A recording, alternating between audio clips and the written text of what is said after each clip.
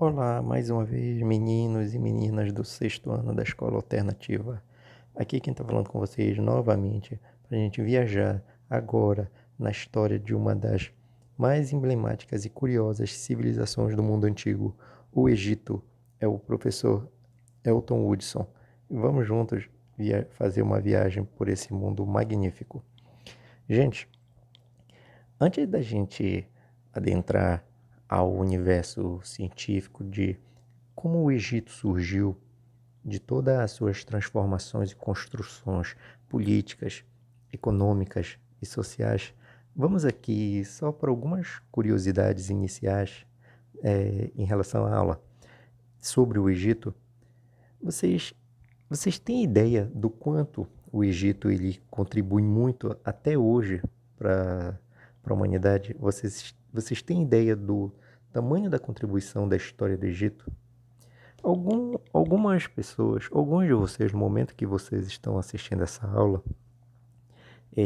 dias antes, alguns dos pais de vocês devem ter visto alguns pais de vocês tomarem uma cerveja, alguns de vocês comeram uma pizza, alguns de vocês nesse momento estão sentados sobre cadeiras. Vocês têm ideia vocês sabiam de que parte dessas coisas, ou melhor, estas coisas que eu acabei de citar para vocês, surge no Egito? Segundo uma jornalista e também formada em História, Eliana Simonetti, a primeira informação sobre a comemoração de um natalício, ou seja, a comemoração de um aniversário, ela data de 5.000 anos antes de Cristo no Egito. Ou seja, vocês curiosamente sabiam que a cultura de se comemorar o aniversário passou pelo Egito, começa no Egito?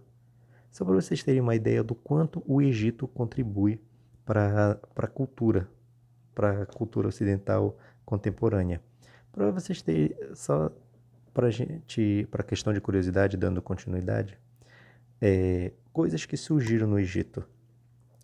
O jogo de bolinha de gude,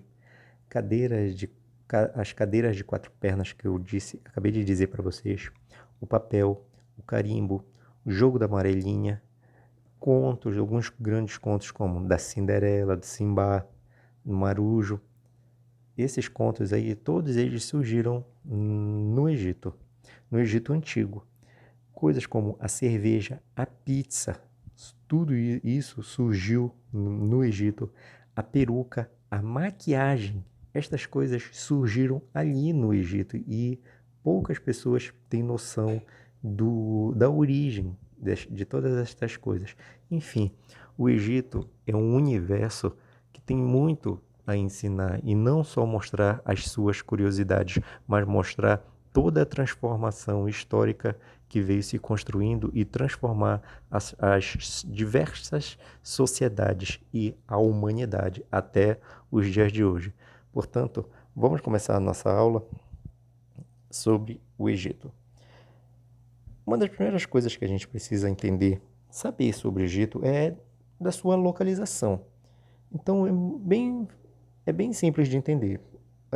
Basta você observar aí estas informações e logo mais eu já vou passar aí o slide, o mapa que eu vou mostrar do continente africano, onde o Egito está localizado. Ou seja, ele está ali no continente africano, como eu acabei de mensurar, no norte e nordeste desse continente.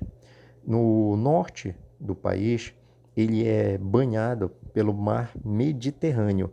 Inclusive, esse mar Mediterrâneo vai ter uma grande influência na questão de mercado do Egito, pois ele vai negociar, vai fazer transações, trocas na época com outras civilizações, a Grécia, como a Grécia, por exemplo. A leste,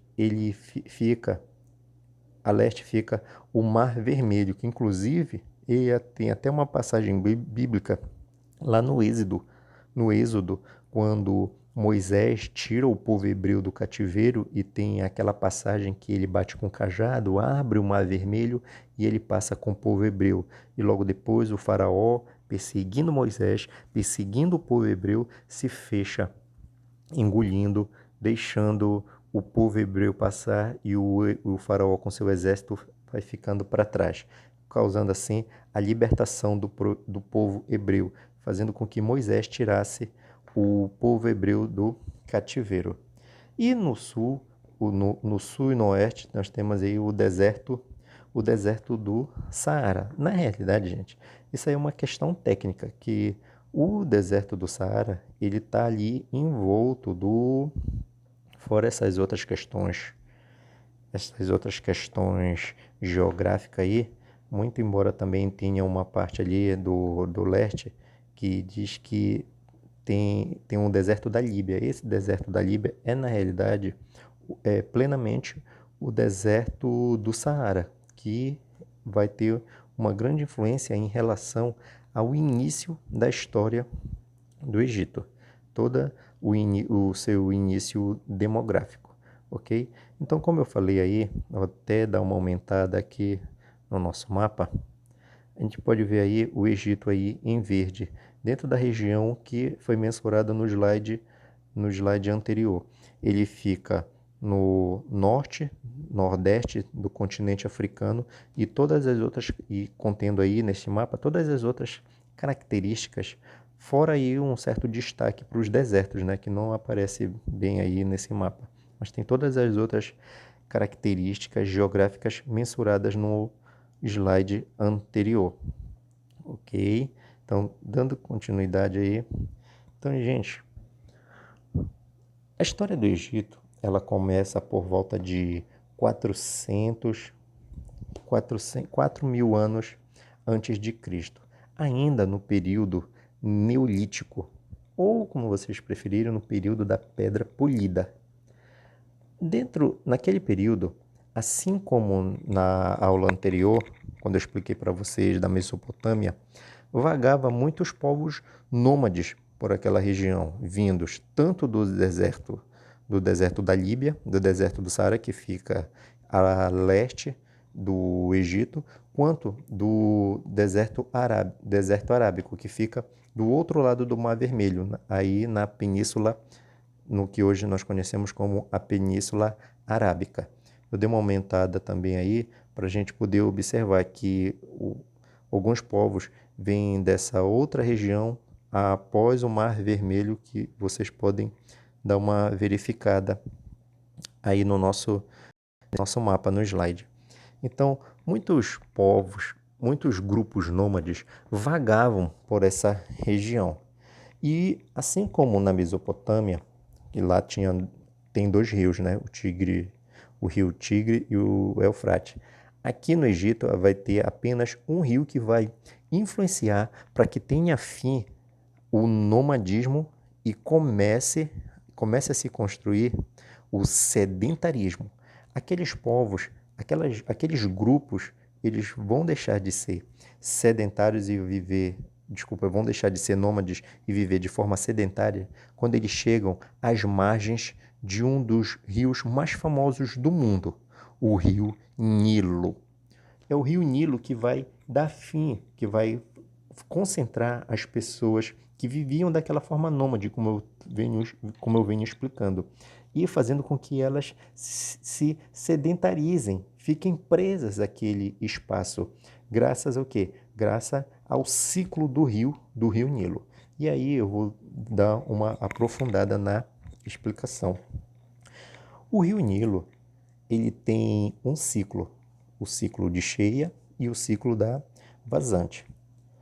Quando o rio Nilo quando ele está cheio, que ele passa mais ou menos, vamos supor, é uma suposição, não é uma colocação exata da minha parte, que na realidade eu não sei quanto tempo ele passa cheio, nem quanto tempo ele passa vazio, eu não tenho a informação exata. O que nos interessa saber de forma bem contundente é que quando ele está dentro do seu período de cheia, ele está enriquecendo a terra.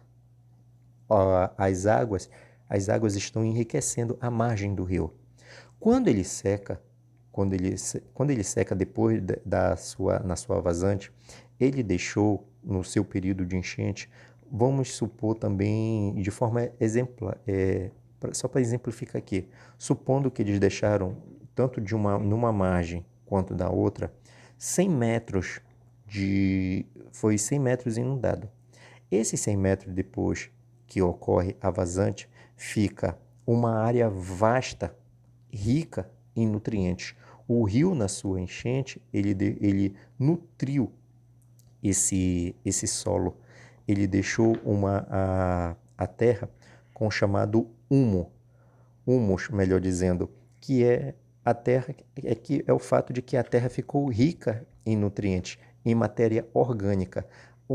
A terra ficou propícia, extremamente propícia para quê? Para a plantação. E aqueles povos nômades que vinham vagando pelo deserto encontraram essa região riquíssima e propícia também para quê?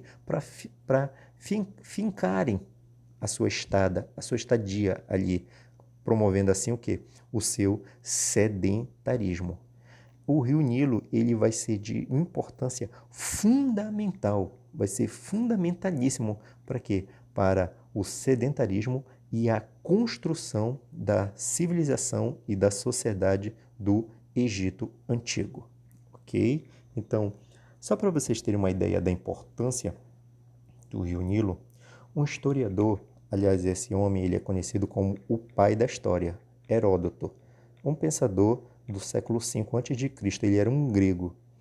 Ele foi ao Egito, inclusive ele se tornou o pai da história estudando exatamente o Egito. Ele, vagando por ali, observando o Egito, ele deixou uma frase que é uma das frases mais famosas em que diz respeito ao rio Nilo. Ele diz, abre aspas, o Nilo é uma dádiva do Egito, fecha aspas. Heródoto, no século V a.C. Então, para vocês terem uma ideia do quanto, com essa frase, com essa fala do Heródoto, o quanto foi importantíssimo o Egito, o rio Nilo, para a construção, para o surgimento da civilização egípcia. Ok? Uma das as características do Egito na economia, elas são essas que nós podemos observar aí nos slides. A agricultura, a pecuária, a pesca, o artesanato e até mesmo a mineração, incluindo, logicamente, o comércio interno e externo. A agricultura, ela vai ser praticada, vai ser gerida exatamente onde eu acabei de explicar para vocês, no espaço que eu acabei de explicar para vocês.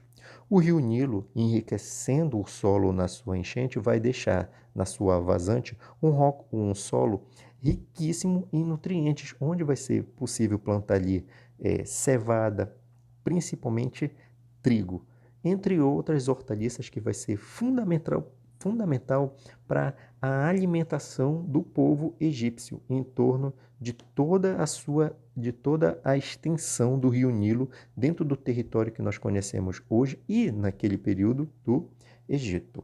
Além da agricultura, diga-se de passagem, a agricultura vai ser a atividade econômica principal do Egito. Mas claro, como vocês já podem observar aí no slide, não vai ser a única. Eu estou dizendo que ela vai ser a principal em função do rio Nilo. A pecuária vai ter uma função importantíssima ali também. Muitos egípcios vão cuidar de animais, até mesmo para a produção de carne, não só de carne, mas também para pele, para confecção de vestimentas e outros utensílios em que a pele e os animais vão propiciar aquele povo. E eles cuidavam também, tinha ali já alguns animais domésticos. Os animais eram utilizados tanto para a alimentação, para vestimenta, quanto também para trabalhar no arado da terra, para trabalhar a terra quando eles tinham a necessidade de arar a terra e plantar as sementes. Tinha também eles viviam também da caça e da pesca. Os povos que viviam no centro, digamos assim, do território, eles viviam ali dos peixes da água doce. Já os povos que viviam mais ao norte, próximo ao Mediterrâneo, eles viviam muito dos peixes, se alimentavam bastante dos peixes de água doce e também ali de água salgada, sob a influência do mar Mediterrâneo. E tinha também os trabalhadores das cidades, que trabalhavam com o quê? Com artesanato. Esse artesanato era de uma riqueza econômica, tinha uma atividade econômica e muito importante na sociedade egípcia. A mineração ela foi praticada mais na região sul, onde fica o Alto Egito. E eu vou já explicar para vocês na passagem aqui, uma das nossas abordagens, aliás, nessa abordagem, nessa explanação sobre o Egito, o que é o Alto Egito e o Baixo Egito. Então, a mineração ela foi muito praticada mais na região sul do Egito, na parte chamada Alto Egito. E dentro toda essa produção, a produção agrícola, a produção pecuária, a caça, a produção artesanal, até mesmo a mineração e o que era produzido do fruto da mineração, lógico, tinha o quê? O comércio, a comercialização. E essa comercialização tinha uma prática tanto interna, era comercializada ali mesmo dentro do Egito, na extensão do Rio Nilo. O Rio Nilo vai ter uma influência muito grande dentro dessa prática comercial. Através de que mecanismo? Das embarcações. E são estas embarcações, é esse meio de transporte que vai levar toda a produção de determinado local, de um local para o outro de forma interna. E lógico, o Egito ele vai ter influência, ele vai influenciar e vai ter influência do mundo externo. Como eu falei para vocês agora há pouco, ele vai comercializar bastante, vai levar muita influência para o mundo, para o povo grego, além do povo fenício e alguns povos asiáticos. Tudo bem? Então, todas esses pontos que nós vimos aí foi o que movimentou a economia egípcia. A sociedade egípcia, ela tinha uma certa complexidade. Complexidade que eu digo aqui é a sua formação bastante rica, mas que não é tão difícil da gente entender nessa abordagem aqui. E aí a gente traz uma explicação dentro de uma forma piramidal, e para termos um melhor entendimento por parte do aluno de forma mais, a gente observa, a gente acredita que com uma imagem dessa, com essa forma aqui, com esse formato de sociedade piramidal, fica mais didático, até mesmo para os meninos, para as meninas, entenderem isso aí. Consequentemente, o que você pode entender de forma bastante simples é que no topo da sociedade estava o que era a pessoa mais influente, digamos assim, a pessoa mais importante. Até porque, como eu vou explicar mais à frente, ela tinha tanto o poder político como o poder religioso em suas mãos, que era quem? O faraó. O faraó era a pessoa mais importante do Egito. E aí, abaixo dele, tem os nobres, pessoas que trabalhavam no palácio, que trabalhavam cuidando da família do faraó, enfim, pessoas bem próximas deles. Além destes nobres, tinham quem? Os sacerdotes, que cuidavam do quê? Da vida religiosa. A vida religiosa que eu também aqui nessa abordagem vou aprofundar mais à frente. Logo abaixo da linha social, que agrega nobres e sacerdotes, nós temos os soldados. Abaixo dos soldados nós tínhamos os escribas. Os escribas, gente, eles tinham uma função importantíssima no Egito. Eles eram responsáveis pela anotação do período de vazante, do período de enchente do Rio Nilo. Eles eram os responsáveis por anotar o que era produzido no Egito. E eles eram os responsáveis por ensinar tanto, logicamente, os seus filhos, e a habilidade deles escreverem, deles lerem, era passado de pai para filho. E tinham a responsabilidade de educar também quem? Os filhos dos nobres e dos faraós, dos sacerdotes e tudo mais. Enfim, dessas pessoas que estão acima deles na sociedade. Então, eles tinham uma importância fundamental ali no Egito. E mais abaixo, nessa linha social, dentro dessa escala social, nós temos os comerciantes, que eram as pessoas que dinamizavam a economia no Egito. Eram aquelas pessoas que trabalhavam nas embarcações, compravam e vendiam internamente e dinamizavam externamente também o comércio, dando assim toda uma dinâmica e riqueza dentro dessa questão da movimentação do comércio. E esses comerciantes, eles faziam também fluir que o trabalho dessas pessoas que estão aí abaixo deles, os artesãos e também dos camponeses. Então vocês observam aí que quem está na base da pirâmide são quem é que trabalha e que sustenta o resto, a, a parte superior da pirâmide. São os camponeses e mais abaixo deles quem? Os escravos. Gente, no Egito tinha escravo? Como a gente pode observar aí? Sim, tinha escravo. Porém, vale uma observação aqui que é extraída de um dos maiores egiptólogos que nós temos, certo? Existem vários, certo? Um dos que nós destacamos para dar essa videoaula aqui é um brasileiro, Círio Flammarion Cardoso, certo? E ele é taxativo em nos deixar a informação de que, embora existissem escravos no Egito, a sociedade egípcia ela não era escravista. A maioria dos trabalhadores do Egito não eram os escravos. Existiam escravos, sim, mas a sociedade egípcia não era escravista ou escravocratas, como você preferir. Ela não era como escravista, como era a Grécia e outras grandes civilizações que rodeavam, que eram contemporâneas do Egito, tá certo? Essa afirmação é do nosso historiador, do grande egiptólogo Ciro Flammarion Cardoso. Tudo bem? Então, espero que essa parte da sociedade tenha ficado bem esclarecida para vocês e toda a importância de cada agente social na construção da sociedade egípcia da antiguidade. Senhores, meninos, meninas, quando ocorre o surgimento do Egito, a gente precisa ter um entendimento de como politicamente o Egito vem se formar. Geralmente, inclusive, eu ia até abordar ali no início da questão das curiosidades, né?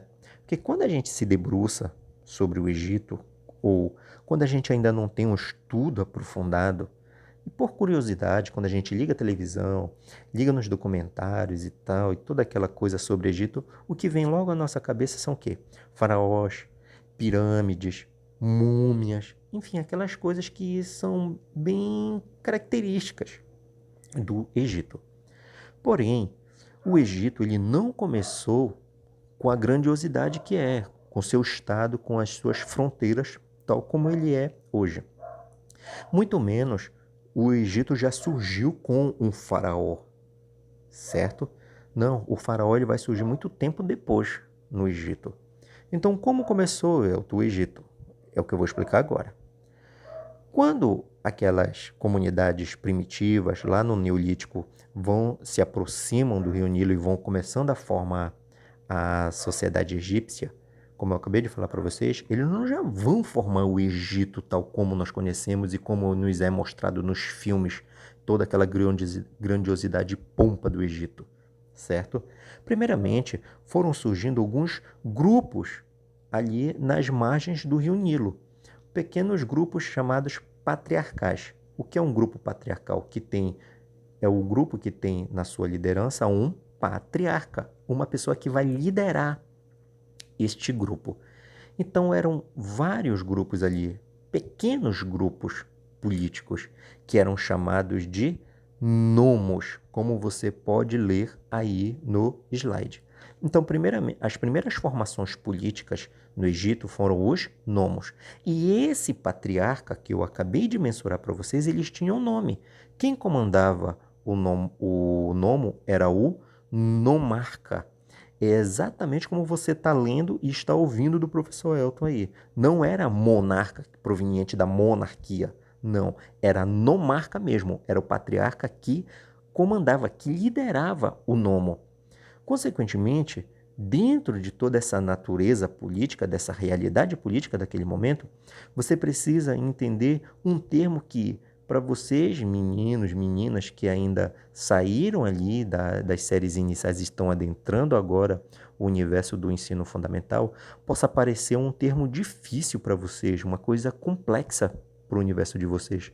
E você já sabe que com uma boa explicação, com um bom entendimento e prestando atenção na aula, fica bem simples de entender. Naquele momento, meninos, meninas, o poder no Egito, ele era considerado o que nós chamamos na história e na política de o poder descentralizado, ok? O poder era descentralizado. Muito simples de você entender. Um poder descentralizado, ele, logicamente, ele é o contrário de um poder centralizado. Então, vamos trazer aqui para a nossa realidade. Por exemplo, nós temos aqui, vamos supor, o Brasil. Vamos supor que, em vez de presidente, só para vocês entenderem melhor. Em vez do presidente, e com todos os outros, com os outros poderes que tem, como o poder do presidente da Câmara e do Judiciário. Mas suponhamos que teríamos aqui um rei. Todo o poder está centralizado no rei. É o rei que manda em tudo, certo? Então o poder está centralizado ali. Está centralizado nele que é a figura do Estado. Ele é a representação maior do Estado, certo? Levando para o Egito, é como se fosse o faraó. Tudo bem? Então o governo está centralizado. Além do mais, o Estado, ele já está o quê também? Ele já está unificado. Não tem mais estes vários grupos sociais que eu, como eu estou mostrando para vocês, são chamados de nomos. Lembra que eu expliquei? Lembra que eu falei para vocês no início da explicação sobre nomos que vários grupos vão chegando às margens do rio Nilo e vários grupos vão se formando. Estes grupos são patriarcais e têm o nome de nomos. Então são vários. Consequentemente, um nomo desse, ele tem as suas próprias leis, as suas próprias regras, o seu próprio líder, ou seja, o seu próprio nomarca. E o outro nome que fica do outro lado do Nilo, ele também tem lá as suas leis, as suas regras, a sua liderança, que não influencia politicamente, nem é influenciado politicamente pelo outro nomo aqui desse outro lado. Tudo bem? Então, cada nomo tem a sua autonomia dentro do território que nós conhecemos hoje como Egito. Nesse momento, o Egito ele não era unificado, como eu expliquei para vocês. O Egito ainda não tinha a formação tal como nós conhecemos geograficamente, politicamente, falando com as suas fronteiras hoje. Muito menos, ainda ali no início, ainda não existia o quê? O faraó, certo? Então, eu acredito que vocês estão entendendo que nesse momento, cada nomo tinha a sua autonomia, que é o que eu expliquei para vocês. Estou até me tornando repetitivo de propósito mesmo, para vocês terem um melhor entendimento, que o poder descentralizado significa que cada grupo desse tem as suas próprias leis. Ainda não obedecem a um poder central, um poder centralizado. No caso, ainda não obedecem ao faraó, ok? Muito bem. Gradativamente, o tempo vai passando e alguns grupos de nomos eles vão se unindo. Passado algum tempo, eles vão se unir, vai ocorrer uma união tão forte entre estes nomos que o Egito vai ser dividido no que vocês estão vendo aí logo abaixo do nomo, no slide. no Alto Egito e o Baixo Egito. O Baixo Egito era a parte do Egito que, se a gente for voltar aqui, eu vou voltar o slide aqui para a gente ter uma visão melhor. O Baixo Egito é essa parte que está para a banda do mar Mediterrâneo, onde tem aí o chamado delta do rio Nilo, certo? Essa aí é a parte norte do Egito. E o Alto Egito é a parte sul do Egito, certo? Então, o Egito ficou dividido em Alto Egito e Baixo Egito. Tudo bem? Tá claro isso aí? Eu espero que tenha ficado bem explicadinho e vocês tenham tido o melhor entendimento nessa explicação. Então, o que vai causar aí nesse momento essa dualidade, esses dois Egitos aí, a união dos nomos, ok? E isso aí vai ocorrer também pelos interesses políticos que tinham ali, pelo motivo também deles quererem se fortificar para a defesa de invasores. Então, unidos, alguns nomos eles vão ser o quê? Mais fortes. Existia também, gente, nesse momento, grandes contendas. Contendas quer dizer o quê? Confusões, brigas, guerras entre grupos do Alto Egito e do Baixo Egito. Senhores, essa contenda toda, ela vai acabar por volta de, aliás, essa contenda em relação à briga entre os dois lados, certo? Depois disso, o Egito ainda vai se ver em quê? Em batalhas. Essa contenda entre Alto Egito e Baixo Egito vai acabar no ano de 3200, ou melhor, aproximadamente, eu coloquei essa data aí numa questão técnica, mas é aproximadamente antes de Cristo que que um homem chamado Menes, ele vai finalmente unificar os dois Egitos e fazer do Egito um só estado. E desta forma, a partir de aproximadamente 3200, com Menes se tornando o primeiro faraó do Egito, ocorre agora sim a centralização do poder no Egito Antigo. Tá claro? Espero que vocês tenham entendido muito bem toda essa natureza, toda essa formação política, toda essa criação política que foi feita no início da formação da sociedade egípcia. Continuando a nossa aula aí, a gente faz aí a abordagem agora sobre a religiosidade egípcia.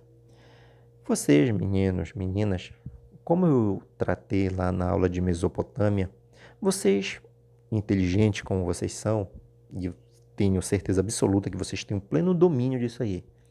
A religião egípcia, ela era também politeísta. Claro, sim, eles acreditavam em vários deuses. Além dessa característica, eles acreditavam, tinha na memória dos egípcios que alguns deuses eles eram antropozoomórficos. Uma palavra um pouquinho difícil aí, né, gente? Mas nem tanto depois de uma boa explicação e da atenção de vocês. Essa palavra aí, ela tem aí logo no início, antro. Antro significa o quê? O próprio ser humano, certo? Zoo, animal. E mórfico quer dizer o quê? A forma. Quer dizer que era um Deus que tinha a forma tanto de ser humano quanto de animal. Entenderam? Tá tudo bem? Então eles acreditavam que os deuses, não é que eles acreditavam, vale destacar, não é que eles acreditavam que os deuses tinham realmente essa forma. Não, eles tinham o entendimento de que alguns deuses, eles tinham não a forma, mas a habilidade de determinados animais. Tem, por exemplo, o deus Horus, uma pronúncia assim, que era o deus com o corpo de ser humano, mas a cabeça de águia. Então, para eles, para os egípcios, ou para onde ou naquele local, naquele espaço, onde eles cultuavam esse Deus. Eles acreditavam, como eu estou explicando, que o Deus tinha toda essa forma? Não.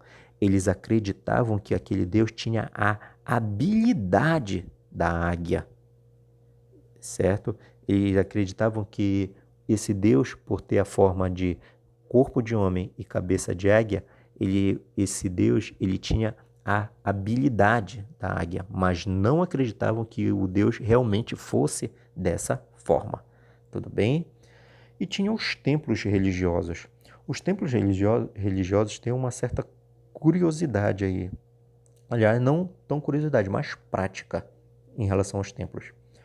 Hoje, os templos religiosos que nós conhecemos, seja por ir mesmo, por frequentarmos mesmo, ou observarmos a cultura onde se frequenta, a gente sabe que a maioria das pessoas, a população, o pobre, o rico, ele pode entrar numa igreja.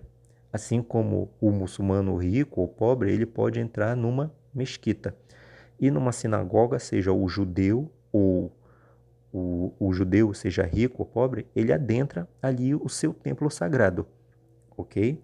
Assim como nas religiões afrodescendentes, nos seus terreiros, onde ocorrem as manifestações afro-religiosas, as religiões afro, qualquer pessoa também pode adentrar aquele espaço onde está sendo praticada aquela manifestação religiosa, como a gente sabe que ocorre em todas as religiões contemporâneas, ou seja, as religiões dos nossos dias. Só que, gente, no Egito não era qualquer um que podia entrar. Só quem entrava nos templos religiosos era o faraó e o sacerdote. Só estes dois grupos sociais que podiam entrar. Elton, mas e se o artesão quisesse ir lá agradecer por toda a sua produção? Não podia entrar.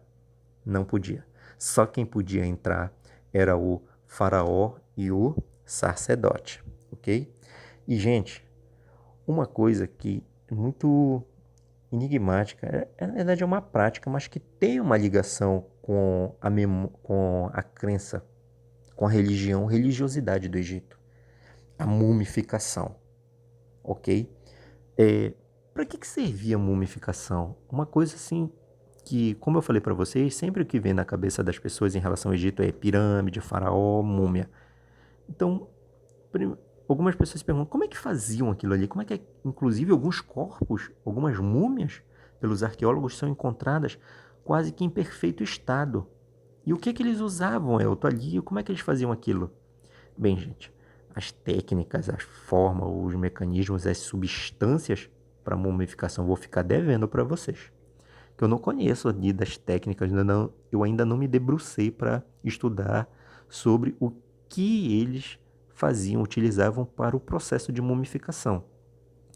O que a gente precisa entender, o que é muito importante, é que a mumificação ocorria porque o povo egípcio, a sociedade egípcia daquele momento, eles acreditavam na vida após a morte. Eles acreditavam que a vida ela não acabava e bastava um corpo perfeito para que ela voltasse. Consequentemente, eles faziam o processo da mumificação e cuidavam do corpo, preservavam o corpo para que, quando a alma voltasse, o corpo estava ali todo bonito, lindo e maravilhoso e pudesse seguir o quê? A sua vida. Tanto que em alguns achados como um que a gente pode até ver aí nessa imagem do centro, que tem alguns estudiosos sobre a tumba, sobre o achado da múmia de um dos reis, de um dos faraós mais famosos do Egito, que é o faraó Tutankhamon, ou Tutankhamon, como vocês preferirem usar o termo, ok? Algumas dessas múmias foram encontradas ao lado sandálias de ouro, sapatos de ouro, vestimentas, tudo bem conservadas ali, porque era para quê? Porque eles acreditavam que quando a alma voltasse para aquele corpo, aquele corpo ia poder usar ali o seu chinelo, ia poder usar a vestimenta que estava ali e outros utensílios que os arqueólogos encontraram ao lado destas múmias. Então, qual era o objetivo da mumificação? Preservar o corpo para que quando a alma voltasse ao corpo, ele pudesse seguir a sua vida. Então, a mumificação era para que a alma pudesse voltar ao corpo. Esse era o objetivo da mumificação. Nós temos aí nesses slides aí, justamente alguma forma da memória que o povo egípcio tinha dos seus deuses. E aí a gente vê aí alguns deuses justamente como eu tratei lá, de forma zoomórfica, que é parte do seu corpo humano e parte do corpo, no caso aí mais a cabeça, em forma animal. Tudo bem? Eu não vou aprofundar muito estes deuses aí para a gente não se prolongar muito. A realidade deles aí eu já tratei com vocês lá na religião e religiosidade. E uma das coisas mais curiosas aí, que é as pirâmides, como a grande esfinge que tem aí, certo? Muitas pessoas se perguntam, para que construíram isso? Para que serve isso lá no meio do deserto, no meio do deserto, um monte de areia? Bem, gente, as pirâmides, elas serviam como túmulo. Elas eram túmulos dos faraós. E quanto maior era a pirâmide, maior aquilo ali também representava o quê? A grandiosidade de quem a construiu. E muitas dessas pirâmides, são algumas que tem ali, eu não sei o número exato de pirâmides, não foi construída apenas por e para faraós, certo? Mas por outros nobres também, que tinham ali pirâmides menores, certo? Então, para que serviam as pirâmides? Serviam como túmulo. Túmulo para quê? Para guardar o corpo mumificado, que, como eu expliquei agora há pouco sobre a mumificação, eles acreditavam que o corpo ia voltar, o corpo ia estar bem conservado dentro daquela pirâmide que ele construiu, dentro daquele imenso túmulo que o seu construtor, o seu dono construiu, e a alma ia voltar ali e ele ia poder seguir de novo a sua vida, certo? Então, isso tudo aí é a construção, foi a formação, construção do povo egípcio, certo, gente? Meninos, meninas, até mesmo você, pai e mãe, que está ouvindo aí com o seu menino, com a sua menina essa aula, eu adotei dessa vez agora os slides para a gente fazer a explanação, a abordagem da aula de Egito. Eu acredito que dessa vez eu gaguejei menos, eu acredito que eu tenha sido bem melhor do que na outra. Eu agradeço, mesmo tendo aqueles percalços lá, os elogios que foi mandado no privado. Muito obrigado, gente. Isso aí só mostra que o nosso trabalho está sendo feito, vocês estão valorizando não só o trabalho, mas todo o processo educativo, processo de educação dos filhos de vocês. E vocês aí estudando também, contribuindo, colocando os meninos para estudarem, vocês estão contribuindo muito para o processo educativo deles, tá certo? E incentivando também o nosso trabalho aqui, que nós precisamos desse meio, haja vista a situação que nós estamos encarando com o Covid, com a pandemia, tá certo? Muito obrigado mais uma vez pelos elogios que alguns pais, umas mães proferiram no privado, tá certo? E a gente vai tentando fazer da melhor forma possível. Se eu cometi algum equívoco aqui, mais uma vez eu peço desculpa. Estamos tentando melhorar a cada vídeo, a cada slide, para melhor produção, para o melhor trabalho possível para todos nós, tá bom? Muito obrigado, a atenção de todos, e vamos que vamos todo esse processo aqui. Valeu, tchau, até a nossa próxima aula.